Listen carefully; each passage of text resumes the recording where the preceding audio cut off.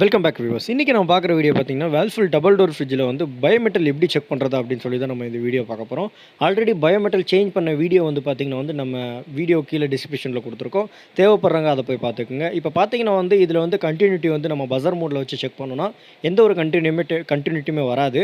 But என்னென்னு கேட்டிங்கன்னா, இது எப்படி கன்டினியூட்டி வர்றது எப்படி செக் பண்ணுறோன்னு பார்த்தீங்கன்னா, எல்பிஜி டின்னை வந்து கொஞ்சம் அதாவது வந்து கீழே கவுத்தி வச்சுக்கிட்டு நீங்கள் அடிக்கிறப்ப லிக்விடாக வரும். அந்த டைமில் பார்த்தீங்கன்னா இது -, டிகிரிக்கு போகிறப்ப வந்து கரெக்டான பஸர் வந்து அதாவது வந்து கன்டினியூட்டி வந்து ஒர்க் ஆகும்.